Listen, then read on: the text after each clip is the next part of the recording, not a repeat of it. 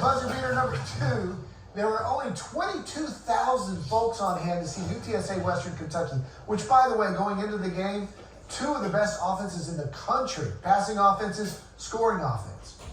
UTSA did a great job the final week before the Houston game in the opener. They opened up those $10 upper deck seats. And now this week, it's North Texas and UTSA, first place on the line in the West. And there's no buzz again. Apparently, the athletic department is hesitant to open up the upper deck because they don't want to pay for security and concession costs. It's almost like they'd rather have 20,000 fans there at full ticket prices than 55,000 with some at discounted prices or giveaways to elementary school kids to pack that place.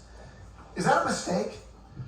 Well, if that is indeed happening, it's an absolute mistake. Don, you're either in this thing or you're not. You're either big time or you're not, and you live it. And I think that when you look at UTSA, you look at where they've come from over the last couple of years, where they were to where they are now. This is a team that's, and you have said it time and again, and I agree with it, this is the best show in town. And certainly with what's happening with the Spurs, what's happening with other sports in town, there's a lot of things going on, but as far as sports goes, there's nothing. It's the greatest show on turf right now in San Antonio. And I think that, when we look at that, you've got to live up to that, and you've got to play like it on and off the field.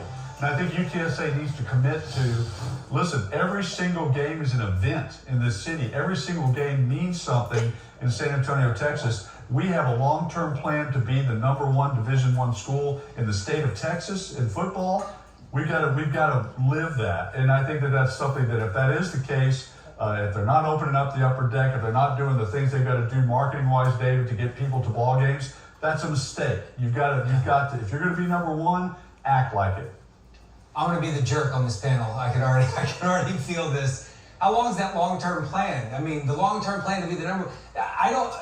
It's not going to happen. It's never going to happen. They're never going to surpass Texas or A&M. They may way down the road surpass Baylor or TCU, but I don't think that will ever even happen. Is it a mistake of what they're doing? That was the question. And here's my answer to that. It's a mistake to think that 50,000 people are going to pack the Alamo Dome to watch Western Kentucky. UTSA has the right... They did, though, last year. Well, they did last year, but UTSA has the right coach. They have the right team. This is not the right time. This is not the right time when people are paying $3.50, $3.75 for a gallon of gas. It's not. It's you guys talk about what they're having to pay for and giveaway tickets and all of that. It's just not. It's not going to happen. I don't want to go watch Western Kentucky, and quite honestly, I don't want to go watch North Texas. I want to sit home. In the case of this past weekend, I want to sit at home and I want to watch Texas OU and A&M and Alabama. I think that's what people are thinking when they look at the landscape of what they're going to do, what they're going to pay for when it comes to a family for 4, and they say, you know what? I'm not doing this. I will go pay for a bad Spurs team to play the Golden State Warriors or LeBron or something like that. But my money when it comes to entertainment is really thin these days. And I'm not saying me, I'm saying all of us. Yeah. And I just don't know if again, I love what UTSA is doing. And both of you guys are 100% right in the idea that they are a lot of fun to watch and they're a really good football team. But the idea that I'm going to spend $200, $250 to take my family to do that, to watch a team that I have known nothing about, the opponent, it's a hard sell. And that's my point. That's my point is it shouldn't cost $250 if you're UTSA. If you're UTSA, there's tickets on there for $93. There's tickets on there, for $75. What I'm saying is if you want to surpass the 20,000 mark and get over the hump with only 5 games, you've got to do better in the community from a marketing standpoint. Look, everybody's got their team, Texas or A&M or whoever, but there's a lot of San Antonians.